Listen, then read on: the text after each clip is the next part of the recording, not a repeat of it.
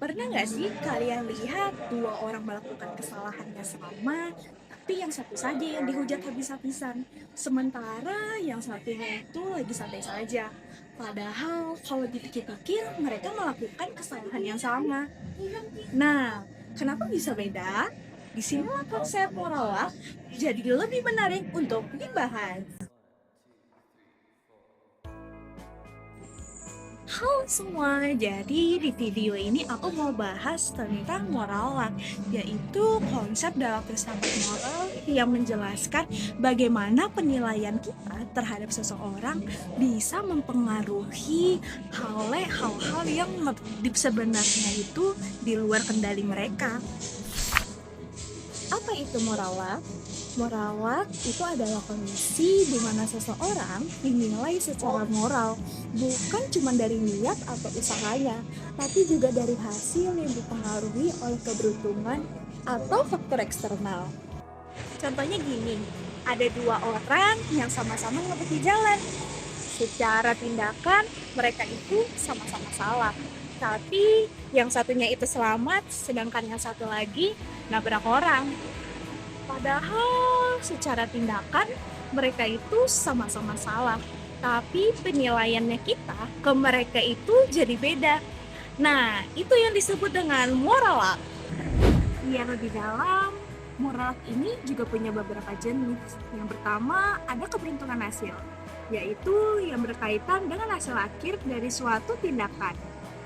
Terus, yang kedua, ada keberuntungan situasional, yaitu kondisi atau situasi yang dihadapi seseorang. Misalnya ada orang yang di jalan atau tidak. Yang ketiga, keberuntungan karakter, yaitu sifat atau kepribadian yang dimiliki seseorang sejak awal, misalnya ceroboh atau berhati-hati. Dan yang terakhir, keberuntungan sebab akibat, yaitu sebagai faktor di masa lalu yang mempengaruhi tindakan seseorang saat ini. Nah, dari sini muncul dilema utama. Pertanyaannya adalah, apakah adil jika kita menilai seseorang berdasarkan hasil?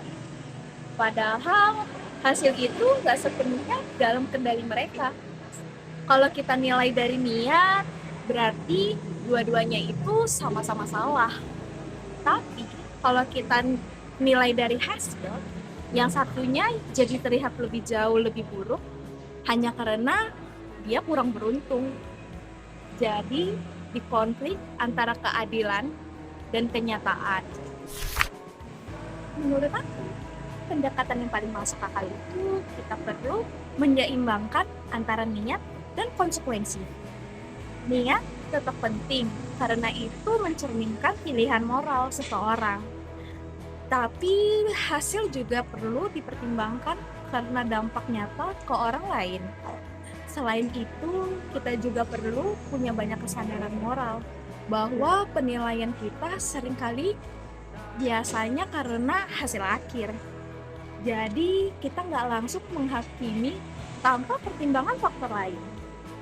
Dari pembahasan ini bisa memahami bahwa moral menunjukkan kalau penilaian moral itu nggak selalu berdasarkan benar atau salah. Ada faktor keberuntungan yang sering kita abaikan. Jadi penting banget kalau kita untuk lebih bijak dan hati-hati dalam menilai tindakan orang lain. Oke, segitu aja dari aku. Terima kasih.